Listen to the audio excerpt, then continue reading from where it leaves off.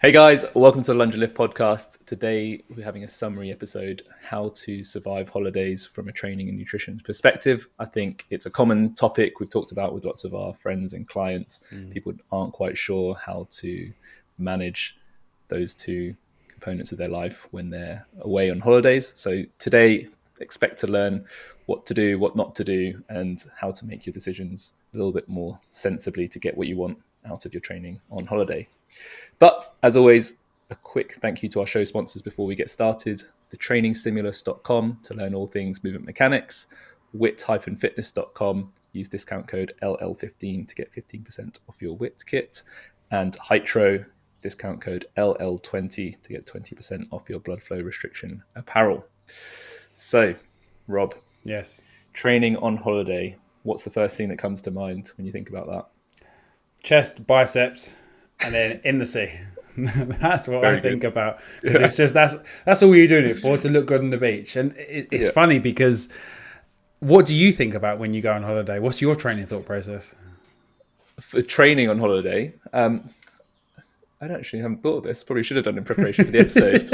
But I think it's basically don't get too fat. Yeah, I think Yeah. going into Okay. it, So you're your more about the vanity. look. Okay, I like it. I Yeah, like it. So it's interesting because I think the amount of clients I've had over the years getting ready for a particular holiday or event and stuff like that. And like I touched on this in our previous episode about the competition, having a goal to work towards gives us real direction and everything. But I think a lot of the time we underestimate how long it's going to take to get to where we want, and we then time it to the date of, say, departure. Now, if anyone's been on holiday with some friends, or maybe you do this with your family as well, you know the airport lounge is normally beers. Then you're on the plane, more beers. Then you're off the plane, carrying on with those beers. And then, okay, cool, then you go to bed, do whatever, right? But normally, like, if you diet right up until your departure, you're going to be in such a depleted state that first beer is not going to be good for you, or that first alcoholic beverage that you choose, or that English breakfast that you want to have, or the Nando's breakfast that they have at, like, is it Heathrow or Gatwick or something like that? One of those, like, they have a Nando's breakfast there, which is great. So, like, but imagine you've depleted yourself, and then you go and throw these like high sodium, high alcoholic, sugary things in. You're like, your body's going to respond in a negative yeah, way. blow up. Yeah, I think Yeah, that's something we talk about a lot. Is the body doesn't like sudden system shocks, and it will usually react negatively if it does so.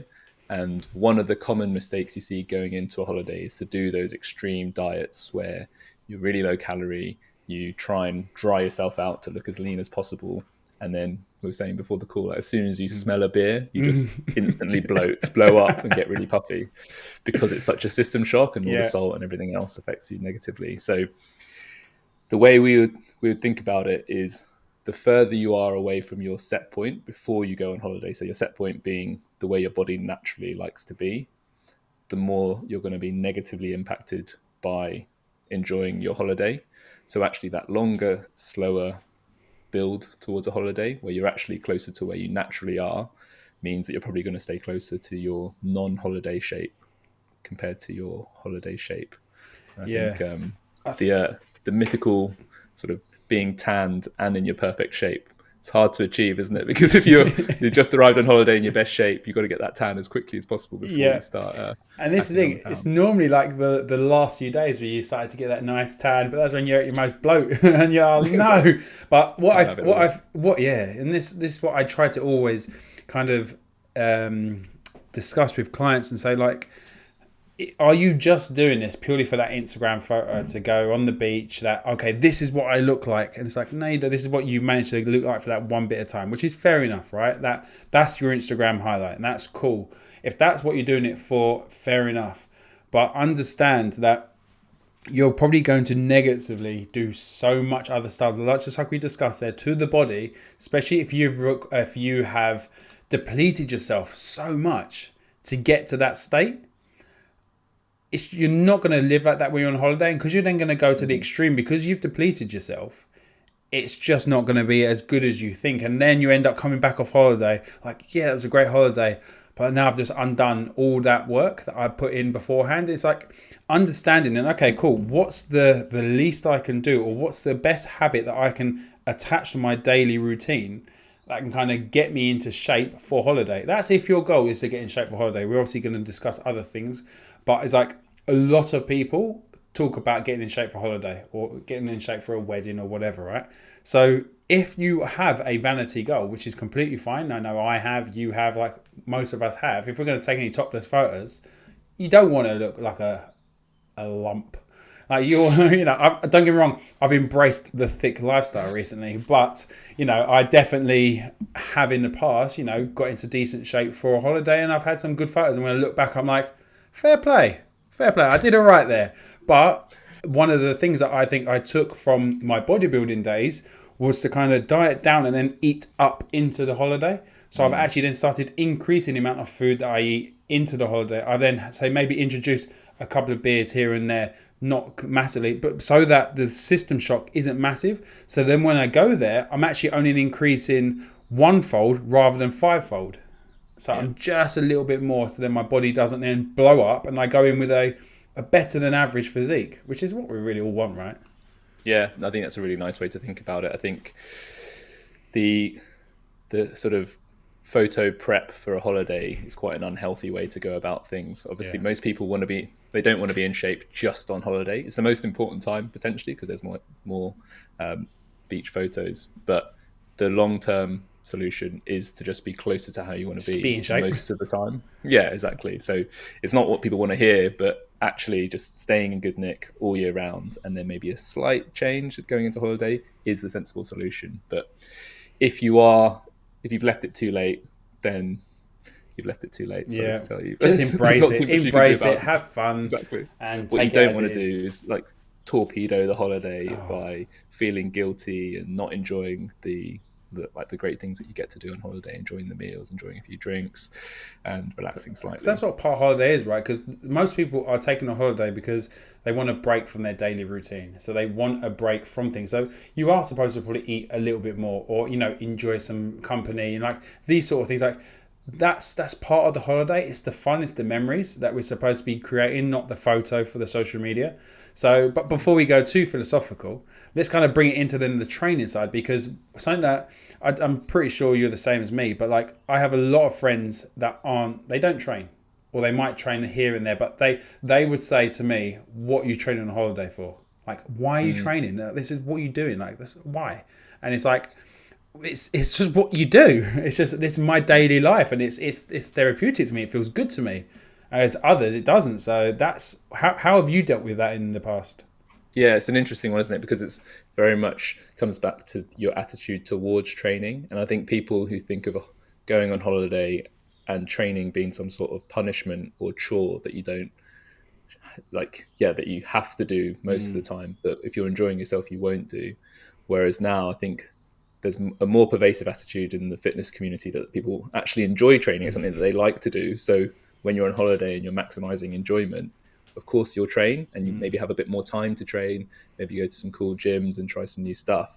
So it completely comes down to, what your attitude to training is. If you like it and you enjoy it, then why wouldn't you do it on holiday? And now you see all these training holidays where people go on holiday to train because they enjoy it so much.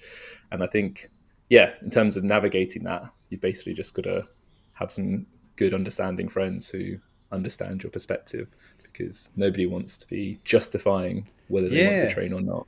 And I think as well, like, it's funny because I know when I've had, say, clients or friends that do train that go on holidays, they then pick where they stay to be near a gym. So do you know what? I'm going to go to this gym, I'm going to try out that gym, and go look at this hotel gym that I'm staying at. Like, they pick a gym, hotel that has a good gym, like with some good basics. And it's like, not saying that if you don't do that, then that you're wrong, but it's just your priorities. And it's like, for when you have that mindset of I get to train rather than I have to train, it's huge, because it means you can do it in your own time. You can enjoy, you can maybe do, as you said, do things that you don't normally do because you're training in the heat, outdoors, top off, probably be really cool. It's like, it's a memorable thing. It's part of the holiday. And like, if you are with some people that don't train, then you might have to go early in the morning. Like, if you don't want to, interrupt people, you might fast, not have breakfast, and, train early enough, and then meet them after they've had breakfast. Grab your protein shake and crack on, right? Nice and smug. So I think there's a few things that maybe not to do. One other thing that's come to mind about what not to do is a common mistake that unfortunately some people I know have made, and actually I've made as well in the past, is that not really respecting what a long haul journey can do to your body. If you've been sat in an aeroplane for 10 to 20 hours on a long journey, it does a huge amount to stiffen you up, make you very chair shaped, as Franco would say. So you spend a lot of time conditioning your body to be in this horrible position. And if you don't give that the respect it deserves to undo that and retransition towards a fuller human being expressing more positions and shapes, and you immediately ask it to lift very heavy, it's actually, I think, quite a significant addition to injury risk because you're going to be dehydrated as well. Your body clock's going to be out of whack, so your circadian rhythm's going to be off.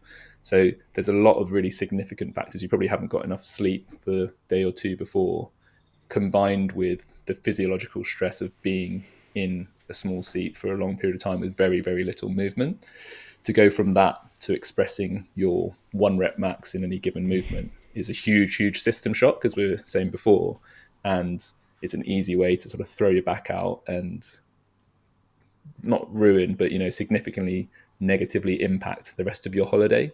So my advice there is, if you have gone on a long haul trip, make sure you ease into your training, give yourself a nice long warm up, maybe save the really heavy stuff for a couple of days into the trip when you've got everything moving nicely again, you've done some mobilizing, you've done some full range movements to reactivate and rehydrate. I think that's underestimated in terms of the importance for injury prevention.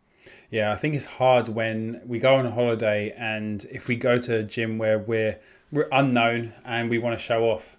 That's then when it normally comes in. You want to, as you said, you want to do that 1 rep max. You want to show everyone that who's boss.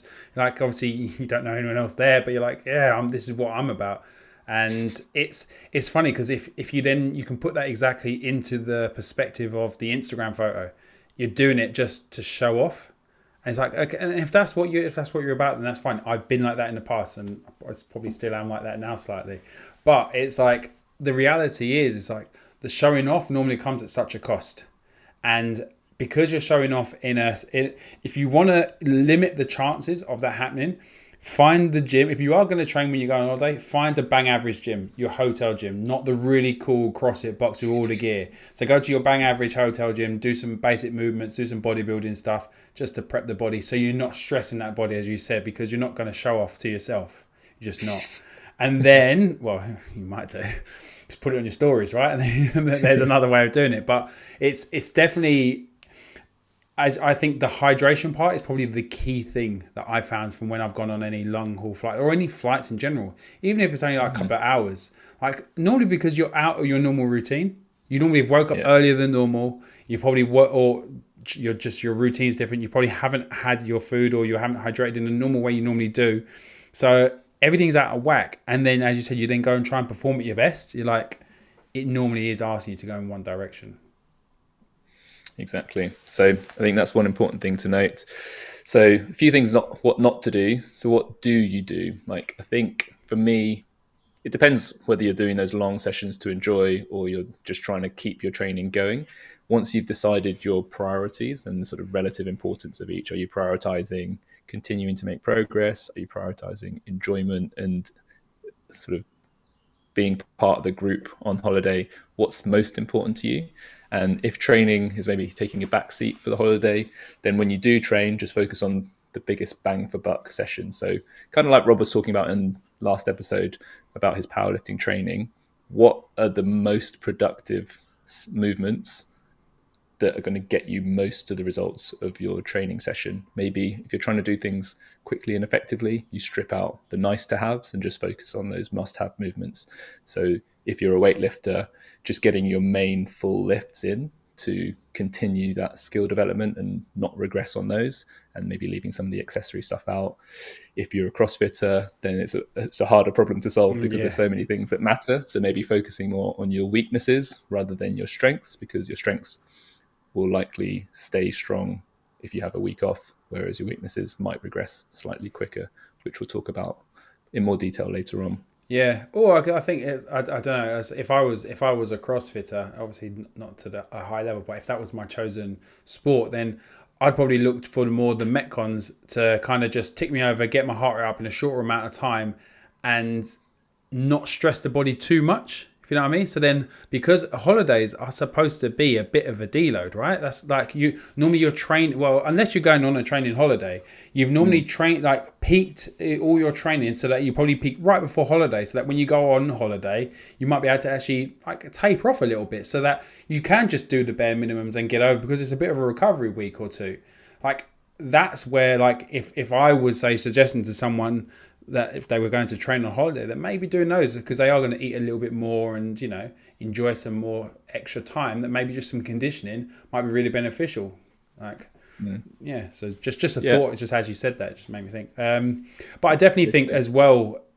I think something that then on holiday, it does depend on the type of holiday you're going on.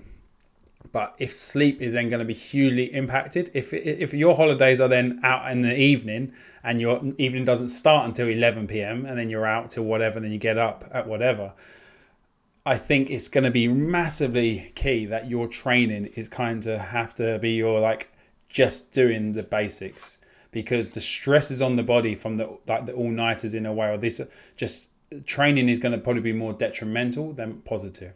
So it is a way up of what kind of holiday you're going on, and it does depend on the audience that we're obviously talking to right now. So I know some of you want to go out and have a good time, and some of you like to get early nights. I'm definitely an early night kind of person now, but it's definitely, you have to weigh up your priorities. If your holiday is to have some fun, let loose, then maybe your training has to do the same. Yeah. Yeah, I think that's it. So it comes back to picking your priorities. If you're there just to have a great time, then using that cup of stress analogy, if you're adding loads of alcohol stress and sleep deprivation stress, then adding in huge long workouts Yeah, as another stressor on the body probably isn't the best idea. So pick your poison wisely. yeah. Um, what about food? What do we think Ooh. about eating on holiday, Rob? So eating on holiday, normally for me, if I've ever gone on a holiday, well, any holiday, if I normally do at least bed and breakfast. That's the minimum. Like I normally do just so you can. I love a breakfast. I love going, Yeah, even though they're not normally great. I just love to overload on all the foods because it's and a like, buffet. yeah, Yeah, exactly. I'm just like, right, give me all yeah, the food, and I have multiple courses. And like for me, it's like I'd ask them to make my omelette. I'd have omelettes, and I'd have like quite a decent starter. So like it'd be like a like protein rich, like good food. And then I go out for my next course, which will probably be like a couple bowls of cereal or something like that. And then I'll go to finish off. I then get another coffee and have like my croissants, my all the extra bakery bits, and then maybe take a few for the road. And like that's then me sorted. So I've probably had my day's worth of calories in one hit, easy. Problem is with holiday and eating for me is then I then look for somewhere to go and have another coffee out, maybe have a protein bar in the gap. And then I have three courses at lunch, three courses at dinner. I'm eating like 3 or 4 days worth of calories in one day, easy. So for me, how it used to be, I've changed slightly from then, but that is generally how I would go. But then my holidays a lot of the time wouldn't have any focus on training whatsoever. Like it would be a week off, like because most of the time I go hmm away for a week. So I'd actually have, and if I do something, I'd be more activity based rather than actually training based. So food wise for me, I would be drinking alcohol. I would be doing this. It'd be a lot more of a just free for all and no real focus. Whereas nowadays, I'd I'd change that so much. I'd definitely be fasting. Like I'd hmm miss breakfast altogether now and kind of save it more for the 3 4 courses at night rather than all throughout the day. What about you? Yeah. Well, I was just going to ask, like, I'm I'm pretty relaxed on holiday, so I think it's very situation dependent. As to, I love a breakfast buffet as Yeah, well. I think if it's a good one, then I love to go to town on it. But it basically boils down to what am I maximizing for on that holiday, and if it is to enjoy all the different foods, like especially if you go to a country which has got great cuisine, then you yeah, want to enjoy it as much as you can, because you're not going to be able to do that when you're at home, and you can always burn off a bit of extra fat once you get home, yeah. whereas you can't try authentic local dishes. But the other thing that I would try to factor in is just your mood and energy on the trip. like if you absolutely bury yourself in a buffet and you feel sluggish and shit for the rest of the day, Yeah. you're actually not enjoying your holiday. No. And I've had to learn that lesson the hard way. I remember actually once when I was a teenager, I went on holiday with my mum and it was in New York, I think, and there was a breakfast buffet and it was delicious. So I was just going absolutely wild. And I think I had 4 or 5 plates and I took my fifth plate was massive. And my mum was like, you're eating too much. Like you're not going to be able to finish that, which obviously meant that I had to finish it. And so I literally had about 2 bites and I was like, I can't finish this, but now I have to. So I force fed myself to finish that plate. And we were walking around and I just felt absolutely awful. I was just like, my stomach felt like it was going to burst. I think at one point I went to the toilet and thought I was going to be sick. And for the next few hours, I was in a really bad way. So since that point, I think I've been a bit more sensible and understood that there is a cost to grotesque overeating and picking your battles for when it's really worth it versus when you go over that tipping point to actually hurting your holiday rather than helping it. And Yeah. I think now, I think your fasting strategy is a good one. Yeah. Generally, like if there's a great breakfast on offer, then Yeah. tuck in. But most of the time, if it's like a generic sort of buffet breakfast, I've had enough of those now that I'd rather save it for Holiday Inn's breakfast is just it's terrible eggs. It's like powder. It's crappy sausage. It's just not good. You never have the breakfast think, yeah, that was a good one. And it's just a lot of the time it's like it's funny because I think, like you said there, understanding why you're on holiday in the first place. Understanding, because I know when Hannah and me went to Belgium, like trying the Belgian beers and stuff like that was great. Like going and having the experience, like I was able to, but Hannah was pregnant at the time, so I had to try all the beers for her, but they were great. And but again, and trying all the local cuisines, all the local like the sweet stuff, because they do a lot of like waffles and stuff like that. So yeah, I indulged, and the problem is, I think this kind of comes down to habits, because like when we went to America, and I was like, well, I've never tried this type of monster. I've never tried this type of Reese's Pieces. I've never tried all. It's like, of course, you ain't got to try everything. And I think that's then where I guess these habits come in. So I think since we've both made such massive errors in the past, potentially, what would maybe some suggestions that you say to maybe think about now? If someone is relatively like they're just trying to be conscious about their eating, like because they don't want to just blow up on holiday, what would maybe be some thought process to think about? I think the simple, easy one is some typical nutrition advice is to prioritize protein.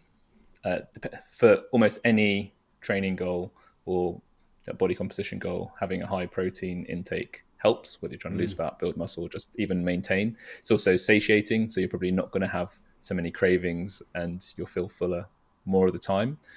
And it can be a challenge on holiday. I think that's why a lot of people slip off, is that at home they have great access to lots of different protein sources. Whereas when you go on holiday, some countries don't have so much protein in their diets. And especially if you're eating out all the time, protein's typically the more expensive option. And you don't want to be buying 2 or 3 meals to hit your numbers. So strategies there would be load up when you can. So maybe just go big on eggs if you have a breakfast buffet, or bring or buy some protein powder just to keep that ticking over while you're abroad, because it's easy to quickly knock up a couple of shakes during the day and then you've got 50 grams of protein there that's going to keep you topped up. Protein insurance, I call it. Like if you're going out for a meal and you don't know how much protein you're going to get, make sure you have an extra serving before you go. 100%. And I think as well, like if you're a bit too worried about taking protein or buying protein when you're out there, like if you could take the protein out just for the morning, so when you're in your room before you've left your room, if you're with friends or anything like that, then maybe taking a box of protein bars or something like that, just something, so you're getting some more in, because then it's not so weird. Then it's just you're eating a chocolate bar like everyone else is, especially if you're like one of the only fitnessy people there. It can. This episode is obviously dependent on the audience that you are and who like what kind of holidays you go on, and it is dependent. Like as I said, I've had so many different styles of holidays over the years with different types of people, and some people do prioritize the training. Like training is a thought process, or it's like, actually no, let's not train, let's go and hike, let's go and run, let's go and do these things. Like going for a run, that me and Hannah, when we went to New York, when we was over in America, we made sure we did a run around what's the park? Central Park. Central Park. We said, right, let's run, because everyone was running. It's like, let's do that, because it's a kind of a thing to do, rather than okay, cool, where's the local gym? It was, let's do things. Like we was hiking, visiting all things. Like you do so much walking if you're on like those type of holidays, and not necessarily like a lad's piss up holiday. It's like you do so much activity that maybe training is the backseat, and it's actually more exploring and using your fitness, like we talk about. Is you're using this, you're climbing the stairs, you're climbing the mountains, you're doing all these bits. Like that's the fun in using that fitness for your holiday. So I think the prioritizing protein, I think, is such I think an easy thing to do now if you don't care about what others think. Because I think that's where it becomes, because you think, oh, everyone's going to think I'm weird carrying a protein shake, or and it's when you're bothered about what others think, you end up not doing what's good for you. Just say, fuck that. I'm just going to do me and make sure I sort myself out, because then when they're all, not in as good way, and you're feeling really good, you're feeling satiated from all the protein that you've had in the morning, and you actually don't need to eat till late lunch, then you're sweet. You're not looking for the next snack or the next ice cream and the continuous thing. And you then feel so much better 3-4 days in than everyone else, which is just like, oh, I've had too many chips and pizza. Yeah, exactly. And I think that's it. Like knowing what makes you feel good is key. And it's a common pattern you see as well. Like some people physiologically, their body likes to be in a groove training. So many people that are towards the hypermobile, flexible end of the spectrum need the tension through their body. So if they don't train for a week or 2 weeks, they feel like garbage. All their old niggles come out. When they do get back to training, they feel off balance. So for those sorts of people, they actually will feel better and enjoy their holiday more. So they go for a hike on day 7 and they haven't trained since, then their knees might feel achy. Whereas if they'd done some lunges, done a bit of lifting, then there's a lot more tension, productive tension in the muscles. So their body feels good. And I don't think anyone, should be embarrassed to maintain their body. It's like you can think of it as like brushing your teeth. It's just how you look after yourself. So why would you not? Yeah. But I think the only reason is because it's still not the norm. And this is the thing. It's like obviously training, living a healthier lifestyle, it's starting to become a bit more accepted around, and you're not now the odd one out because you train. It's like it's still slightly, but it's like people are a lot more accepting of that. So it's fine. But if, as I mentioned, if you're always doing things based on what other people think, you're then going to be the one that ends up coming off worse. So it doesn't matter what others think, and make sure you go out with a plan, and like you say, right, okay, these are the type of gyms that are around, these are the type of restaurants that are around that maybe I'm going to suggest. Like I had a suit fitting coming up for one of my friends' weddings, so I suggested, since we're meeting up for beers and stuff, I was like, let's go to the Turkish, book a table at the Turkish, because I know I can go and have a mixed grill type thing. So I've already planned that ahead. So I'm not saying I have to be this strict person, but I've already taken myself somewhere rather than just go to the pizza place. So we're taking ourselves to the Turkish, where I know I can get some good quality meat, some rice, and then sweet. So this is the type of things that you can do on holiday. And this goes beyond holiday. This, like I just said there, this is a random weekend that I'm just trying to stay a bit more on point with my diet. Because I know as soon as I've had a few drinks, I'm probably going to I'll have everything. But we're already going to the Turkish. So when I'm in the best state of mind, I've made the best decisions. So I tell you what, let's maybe discuss some more easy wins that maybe when you're on holiday don't feel like such a sacrifice that can keep you on track. Yeah, so I think fasting's a big one, just because you're taking out a big calorie bomb opportunity, and you'll probably feel better as a result of it. If you're used to fasting especially, then it's no skin off your nose to miss breakfast, and it means you've got more room to go big on calories at lunch and dinner. Like you alluded to earlier, adding in the other activities. So if you want to go for a run, just like lots of walking, maybe cycle around the city to explore it, swimming, like if you like doing laps or just swimming in the sea, all those sorts of things add up to your total calorie expenditure. So if you're worried about going massively over in your calorie balance, just enjoying those activities will help keep you around equilibrium. And I think for me, they're sort of no-brainers in that everyone feels better with a lot more activity rather than just lying by the pool for a week straight. And I think also, like I kind of alluded to with the like going for the meal and stuff like that, like if you're planning and say, right, I know everyone's probably want to go to chill by the pool for most of the holiday. I'm not really a by the pool person. I like to swim and I have fun. I like to do things. So I might not say to them, right, okay, out of say the 7 days, we're going to plan 4 excursions where we're going to go and see shit. And then the other days you're going to relax. So then it's like just training on one day, resting on the next day, training the next day. So you're doing these things, you're getting out, you're planning. And planning ahead of time just means when you are feeling tired and lazy, maybe from a late night, the night before, whatever, it's booked so you can do. And then it just helps keep that momentum going. And I think a lot of when you're on holiday, the more momentum we can keep up from our daily life, as like we've been saying many times, you're just going to feel so much better when you're on holiday. And I guess a lot of this all does kind of stem back to what is your goal? Because I guess for someone that's trying to lose a bit of weight or stay a little bit leaner, it's going to be so much easier because, again, you can just add fasting in and there you go. So you've cut out calories and you're sweet. Just on the fasting tip, if you've never fasted, I wouldn't necessarily recommend the first time fasting when you're on a holiday when you've got all these things around you, because you're probably going to fail and then you'll feel bad and it's just in a negative spiral. So maybe try a couple of fasts before that, and just start with maybe eating a little bit later in the morning, having breakfast an hour later, then maybe 2 hours later and so forth, and then cutting out breakfast altogether. But what other goal? I guess maybe size, like, because that's a big one for most people. I think that's the toughest one. If you're trying to grow muscle whilst on holiday, you need to be in a calorie surplus and you need to be training, really. So that's probably the toughest of the three body composition goals between fat loss, maintenance, and growing muscle, because you need to be buying a lot of food to maintain your surplus and you have to be getting that hypertrophy stimulus. It is possible to do it with more body weight or banded exercises to tax those muscles. Like we did a whole episode on what the key training stimuli for hypertrophy are. Blood flow restriction, pretty good. And blood flow restriction is another way to do it as well. But yeah, maintaining that frequent eating, like if you want to be eating 5, 6, 7 times a day on holiday, because you're away, that can be challenging. So maybe that's a damage limitation strategy rather than anything else. Just eat as much as you can and train whenever you can. Yeah. So I guess that does then obviously come down to the type of holiday you're going on. That you're going to have to prioritize. Okay, cool. Where's the local gym?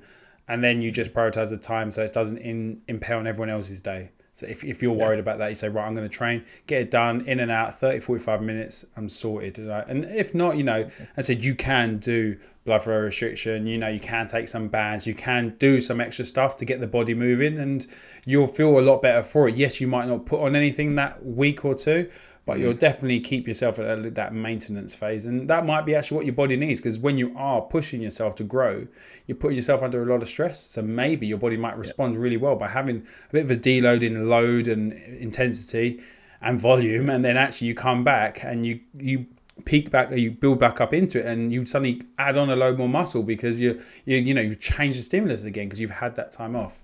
So yeah, I think it's quite comforting for people to understand. We alluded to earlier is the concept of fitness residuals, and it basically means that the longer you've had a training quality, so the longer you've had strength, the longer you've had cardiovascular fitness, the longer you've had muscle, or the longer you've been lean, the longer it will also stick around. So if you have been in the shape you've been in for a really long time, you haven't changed much, then it's very unlikely you're going to fall off a cliff in a week's holiday.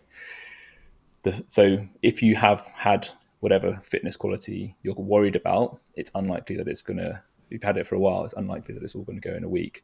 The flip side of that, however, is that if you have recently gained that fitness quality, if you've only just got lean, you've only just got big, you've only just got strong, you've only just got fit, it is more precious. So it might be worth that extra effort to maintain it whilst you're on holiday, because anybody who's like, for me, I've never been like a big CV athlete. So when I get fit, it doesn't stick around long. So if I was preparing for a marathon or preparing for some big aerobic competition, I definitely wouldn't want to be taking a whole week off. I'd want to at least keep things ticking over. So that's a cautionary tale there for consider your fitness residual. Like, what is it you're worried about losing? How long have you had it? If it's been a long time, then you can probably chill. But if you've only just reached the level you're at, then maybe it does require a little bit more protection Yeah. whilst you're on holiday.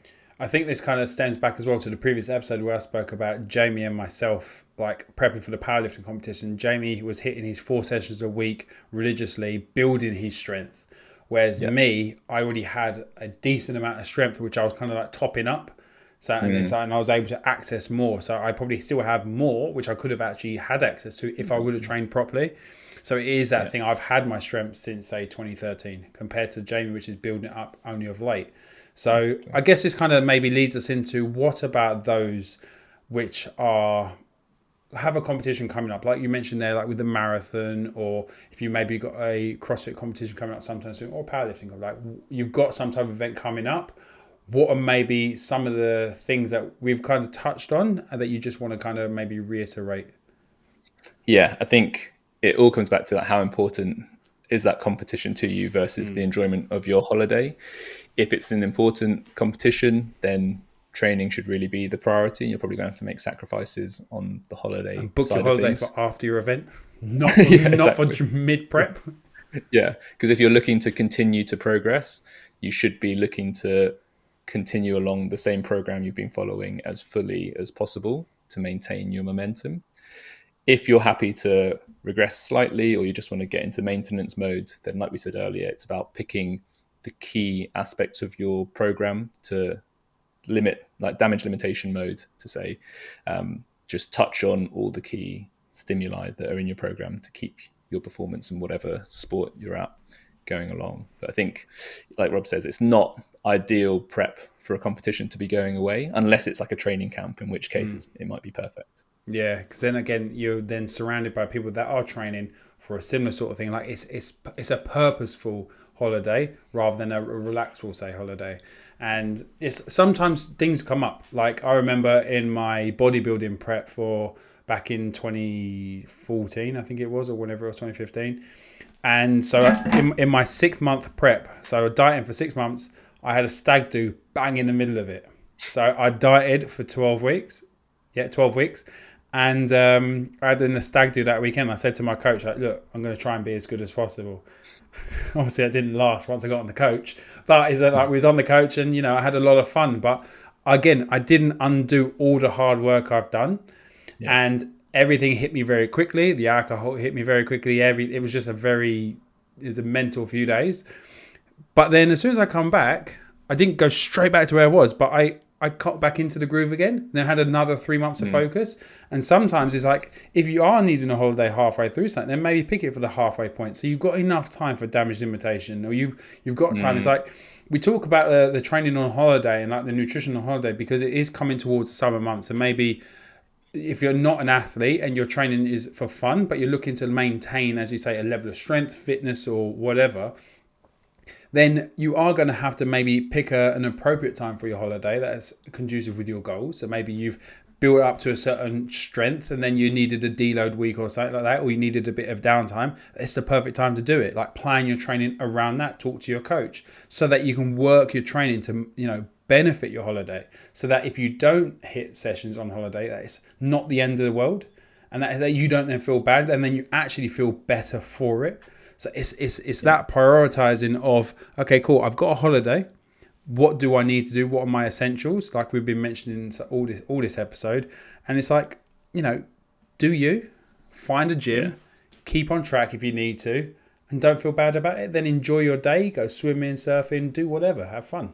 And feel relaxed. That's it. I think that's a nice one to finish on. That for the key takeaways, basically for holidays, there's no absolute right answers. So whatever feels right to you probably is. Don't get too swayed by what other people are doing. I think, like Rob said earlier, you've just got to focus on what's going to make you happy and get what you want. Surprisingly, your body might feel better by continuing to train. I think full rest probably gets over glamorized. So a little bit of training for a lot of people will actually make them feel better on the holiday. Have some perspective that you're not going to lose all the gains you've built up over years, months and years in a week or two. Like the body doesn't regress that quickly unless you do some really, really horrible things to it. So you might go backwards a little bit, but you're unlikely to undo long-term progress very, very suddenly. If you are building towards a competition, then maintaining momentum is important. But like Rob said, if you've got a lot of time to recover from it, then maybe a mental reset halfway could be a good strategy to incorporate. And I think the main ones are basically don't max out fresh off the plane, like be sensible there. If you've been chair shaped for 20 hours, then sticking a heavy weight overhead is probably not the best idea. But overall, if you enjoy your training, then why not? Don't feel like you have to train out of guilt, but if it's a big part of your life that you really enjoy, then build it in and make the most of your holiday. Yeah, I think that's beautifully put. That part of just making sure you enjoy it, and because a lot of the time people use training as a form of like punishment to get themselves in shape. Whereas if it's part of your day to day and you do it because it's part of who you are, then it feels great. As you say, I love to train on holiday because it's a unique stimulus. You're in a different situation. As I said, like before, the sun's out, maybe your top's off. It feels great. You're going for a run on the beach. It's a whole different stimulus. Like, it's such a cool thing to do that maybe if you take it of, right, I need to train. It's so cool. Actually, I'm going to have a run because I've got a bit of extra energy because I've had a bit more food and I feel good. Like, let me go for it and then go for it. And it doesn't have to be a PB 5K. It's just run down the beach to maybe the pier and back. Like, I don't know where you are. I'm just saying the pier as an example, but do you know what I mean? It's like you're just choosing somewhere to run. It was like me and the lads when we went on a stag do. It's like we ran to the beach and then ran into the sea first thing in the morning with the sunrise because it was something to do, a bit of cold exposure. It was a bit of fun. It was a heavy night the night before, but it was like a unique opportunity that was right by the beach and it was an opportunity to run down and have that. And it was a cool memory and it was a bit of fitness and it was a really cool thing to do. So yeah. So we hope we've helped you maybe help how to think when you go on holiday, maybe how to kind of tick over and keep yourself either progressing or maybe just thinking about how to improve in other areas. So thank you for your time as always. We really appreciate it. If you did enjoy today's episode, please do share it on all the social medias. Tag us on Instagram at lunge.lift. You can subscribe to us on YouTube. It'll really show some support. And if you do want to leave us a review, you can head over to Apple Podcasts and leave us a review there or give us a cheeky 5 stars on Spotify. Thank you for your time, as always, and we'll see you next week. Thanks, guys.